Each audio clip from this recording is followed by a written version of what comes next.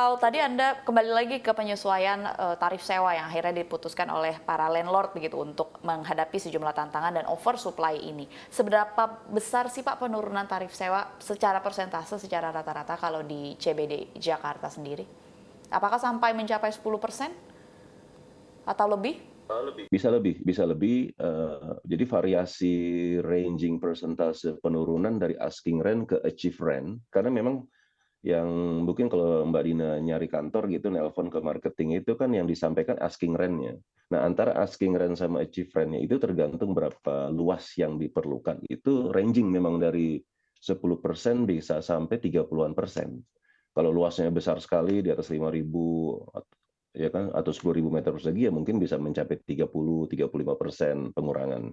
Tapi kalau cuman 500 gitu, di bawah 1.000 meter ya mungkin sekitar 10-an%. Jadi memang tergantung berapa luasnya dan juga tergantung kepada kondisi gedung tersebut, tingkat okupansinya di posisi berapa. Kalau tingkat okupansi yang masih di bawah 50%, mereka kan akan eager ya, akan berusaha untuk memberikan commercial terms yang terbaik dan lain sebagainya, rent free ya kan, mungkin fit out allowance-nya juga diberikan, ada beberapa free parkir dan lain sebagainya agar tenants yang tertarik masuk itu jadi masuk dan sign lease agreement dan kontrak di situ dan berkantor di gedung tersebut.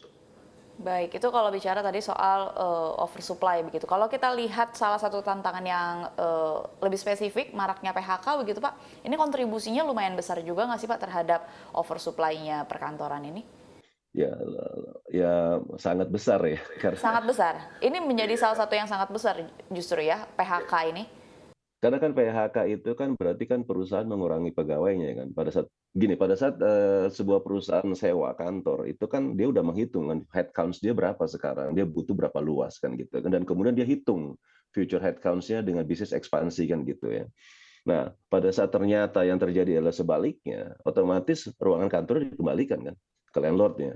Dia nggak akan butuh sebesar itu lagi. Misalnya PHK-nya sampai kayak kan kita udah tahu JDID exit ya. Itu kan luas kantor yang sekian ribu yang udah disewa, otomatis balik lagi menjadi supply available yang mesti diisi kan gitu. Nah itu tren-tren kayak begitu itu kalau misalnya perusahaan pada PHK otomatis space-nya downsize. Jadi supply yang masih terus ada terus bertambah supply-supply baru ditambah lagi supply yang tadi udah terisi menjadi available ya kan. Nah itu menjadi lebih banyak tantangannya ya. Ya.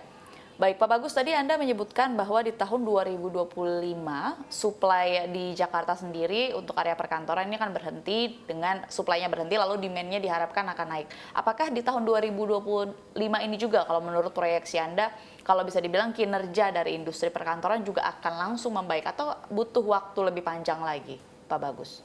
Saya rasa perlu waktu, tetapi di tahun 2025 itu perkiraan saya itu akan mulai bounce back. Bounce back itu dalam arti kata memang tidak akan lebih rendah dari saat sekarang ini, gitu kan? Karena 2025 pada saat supply ini berhenti, sementara permintaan karena terus naik kan mulai ngejar ya, demand mulai ngejar supply. Cuma karena supply ini udah terlalu banyak, perlu waktu buat permintaan kantornya, demand kantor itu untuk ngejar. Jadi ngejarnya itu nggak cuma beberapa bulan, kita bicara mungkin setahun, 1,5 tahun, mungkin 2 tahun gitu. Jadi perkiraan saya sih mungkin 2026, 2027, nah itu kantor baru mulai dalam posisi yang udah jauh membaik karena sekarang kan okupansi 70-an%. 70-an% di CBD itu 70, ya kan? Nah, sementara waktu 2011 sampai 14 waktu lagi goldennya sama apa bisnis perkantoran lagi melejit dan lagi bagus-bagusnya itu 95-96%. Sampai ke sana lagi itu perlu waktu dari tahun 2025 ini mulai bounce back 26, 27 ya mungkin disitulah pelan-pelan mulai merangkak naik mungkin ke 80-an%, 85 dan lain sebagainya. Baik, lalu di daerah kalau kita lihat di daerah CBD Jakarta sendiri kan memang seperti yang diketahui ada gedung-gedung area perkantoran yang lumayan besar yang baru saja jadi begitu ya, baru saja siap beroperasional dan daerah-daerahnya cukup strategis di Sudirman, Tamrin, dan juga di Gatot Subroto, betul ya Pak Bagus ya. Nah, kalau dengan adanya tambahan supply ini lagi, apakah akan menurunkan level akupansi yang tadi Anda sebutkan 70% itu atau sebenarnya gedung-gedung yang sudah siap ini memang sudah ada yang akan menyewa begitu? Um, secara umum, bisnis perkantoran itu yang ada di Indonesia itu kan, rata-rata spekulatif. Spekulatif dalam arti kata belum ada penyewanya mereka bangun. Landlord itu bangun biarpun belum ada penyewanya. Baik. Nah, cuma sedikit, gedung yang dibangun udah ada committed tenant-nya di depan gitu. Nah, spekulatif ini, apa namanya, menjadi sedikit bermasalah karena memang nggak ada yang nyangka ada pandemi dan kemudian permintaan kantor menurun gitu ya. Nah, jadi kita kita kita berharapnya ini, ke depannya itu, apa namanya, tidak akan ada lagi landlord yang bangun gedung berdasarkan spekulasi karena sangat beresiko. Nah, jadi kantor-kantor yang memang sekarang ini udah jadi dan udah available ada di pasar ini, yaitu mau tidak mau mereka harus berusaha memberikan terms-terms yang menarik ya, insentif-insentif menarik untuk supaya tenant itu akan sewa di situ gitu. Dan memang tidak mudah secara umum karena memang permintaan kantor ini belum begitu banyak gitu kan, belum begitu banyak dan tantangannya nggak cuma dalam negeri tapi kan juga luar negeri, Mbak Dina ya.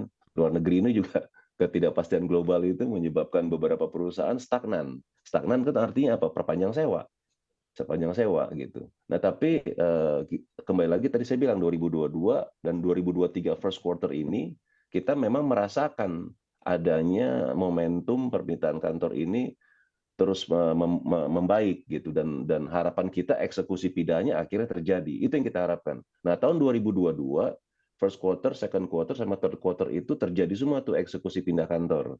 Nggak semua lah, majority pada pindah kantor. Nah, Q1 2023 harapannya akan seperti itu juga dan lanjut ke Q2 dan Q3 dan lain sebagainya.